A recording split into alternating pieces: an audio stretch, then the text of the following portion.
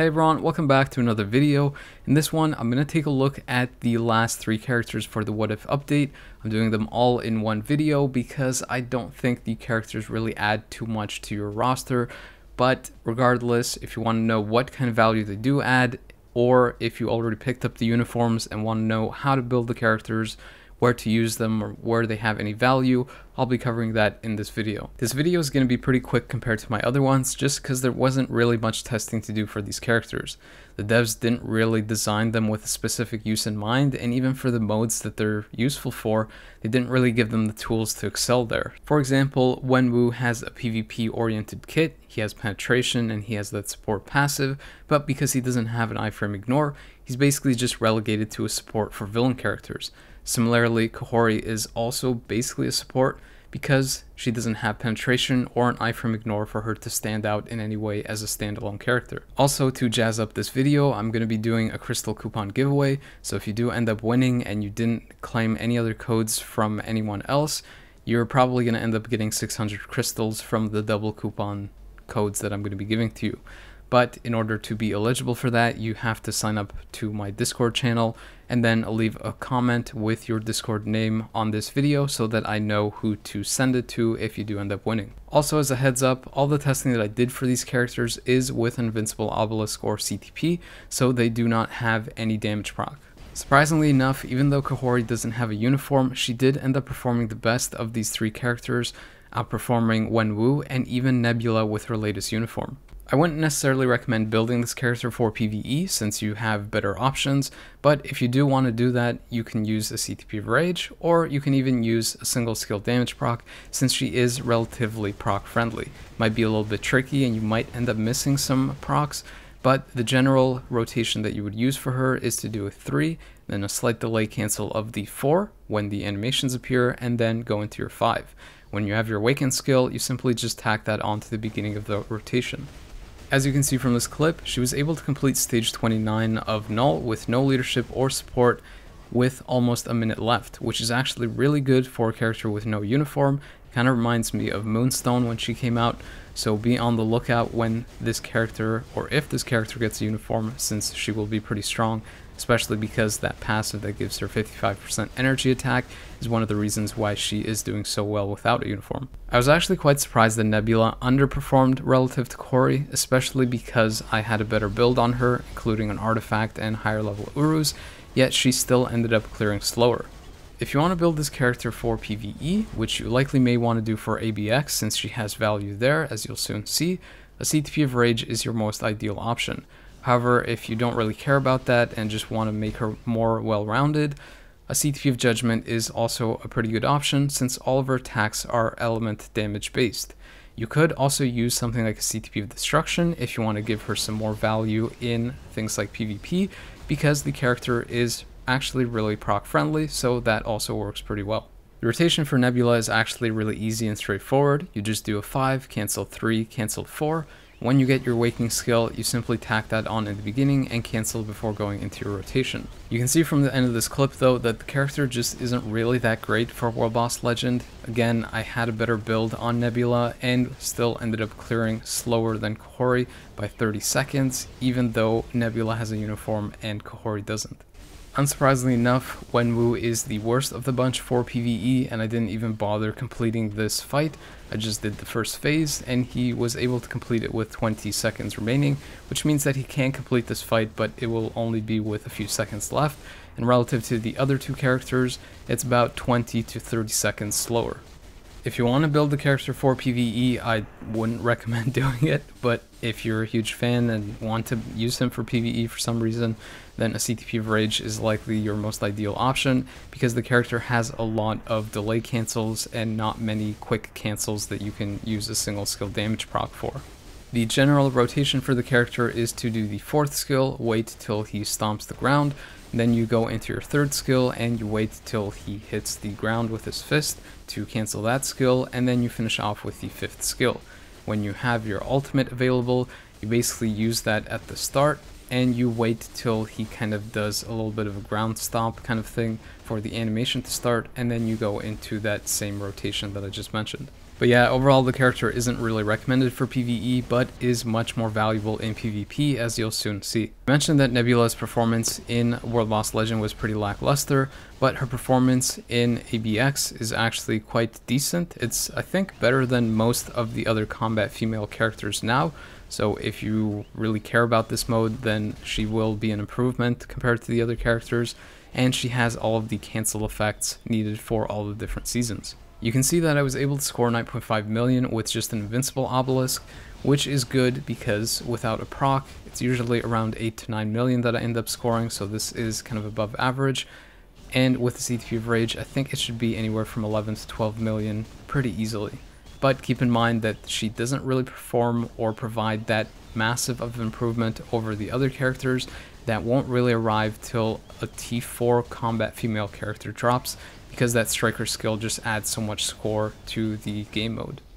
If you don't really care about Nebula in PvE, she's not really going to do much for you in PvP. She usually opens up with the 5th skill, which gives her invincible, but she just ends up standing there, and most times if the opponent has an iframe ignore or penetration, she's just going to end up dying. So if you want to utilize her here, I think that a CTP of Destruction is likely your best option. The main reason being that she gets the much needed penetration to go through invincible for many of the stronger characters, and because you have a damage proc, and most of the skills that she goes into after the 5th skill have a lingering AoE effect, there is a chance that you could end up wiping out the other characters even if you do end up dying. And you'll see an example of that here in this particular fight. Even though I don't have a damage proc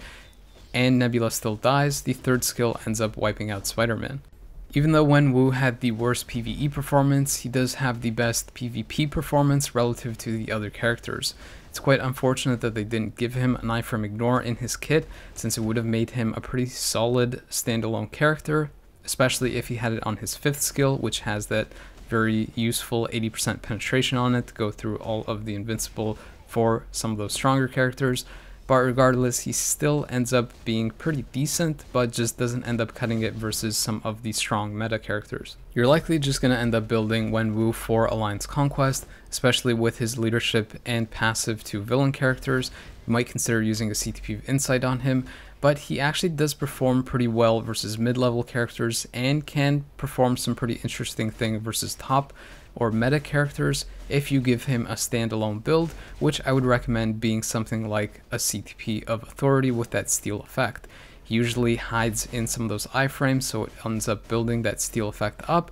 and then when he goes into his 5th skill, it can potentially one-shot opponents, since it does a lot of damage, especially with that accumulation. The other reason why you might want to build him with that standalone build is because his 4th skill has a pretty big AoE that follows him around. So if you're using him in a 3 vs 3 format and he is alive for longer and still has that big AoE active, it can whittle down a lot of the opponents around him and end up being pretty effective for Alliance Conquest. Keep in mind that if you do use him versus meta characters that usually use that Steal Authority in their build as well, that 4th skill might not really be helping you, since it'll just keep fueling up their own Steal Authority. And on top of that, the character skills are a little bit slow, so if you are facing those characters, you will probably have trouble versus them. Considering that Wenwu provides a debuff leadership, healing, and health to supervillains, some possible characters that you might want to pair him up with in Alliance Conquest could be ones like Sabretooth,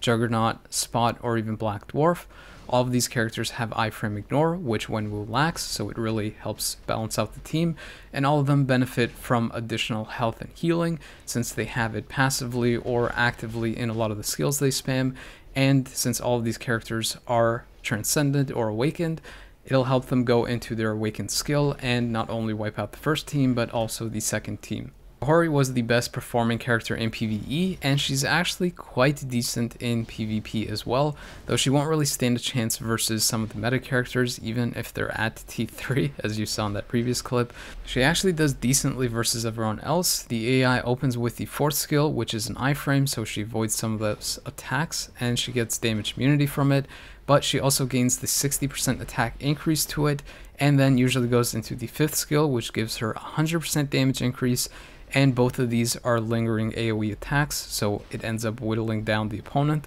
but keep in mind that she also gains that 55% attack increase to energy attack from her passive, as well as the 50% damage increase to opponents that have the debuff effect on them. So she ends up doing a lot of burst damage, and even though she doesn't have penetration, she can potentially just go through an opponent's invincible and take them out in one hit. If you want to make the character more consistent versus mid-level characters, a CTP of Conquest could be pretty decent since she has Invincible on the 5th skill and Healing on the 3rd skill,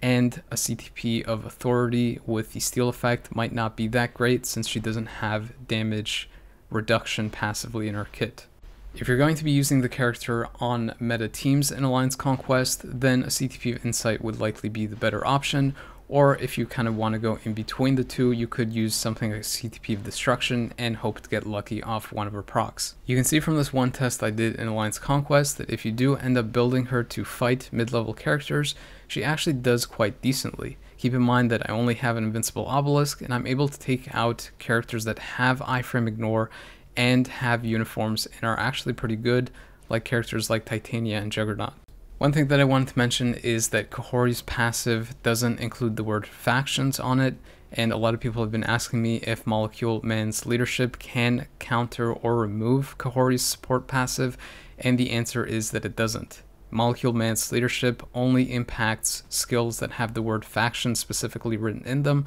so if they don't, then he doesn't interact with them. And for Kahhori's case, she doesn't have that in her passive, so that means that it works fine and you can basically bypass Molecule Man's Leadership in a way and have that effect active versus those teams. Another interesting and annoying thing I noticed is that Nebula's Awakening skill does lightning damage, whereas the rest of her kit does fire damage, so you basically have to use something like a Judgment to encompass all of the element types, and you can't really use something like a Fire Obelisk for the most part, since you won't really benefit on the Awakening skill. You could still use it, but it's not going to be as ideal. Overall though, these characters are pretty lackluster, the same with this update. They just don't have enough tools in their kit to basically excel in the modes that they need to. For PvP specifically, they would need an iframe ignore to stand alone or excel in those modes,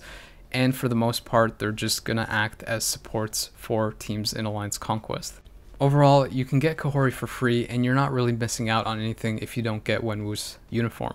He's basically just going to be used for leadership and support anyways, and for Nebula, a better combat female character will come along, especially if they're T4, and Nebula herself doesn't really move the needle that much further ahead from the other combat female characters anyway. Don't forget, if you want to chance out those crystal coupons, make sure to sign up to my Discord channel. You can find the link in the description below, and also leave a comment with your Discord name so I know who to give the coupon to if you do end up winning. Hopefully the seasonal uniforms are more interesting than this update was, but that pretty much wraps up this one. If you enjoyed this video or found it entertaining or useful, then please consider liking or possibly sharing it with others. As always, I appreciate people taking the time to watch these, so thank you, but the video is now over.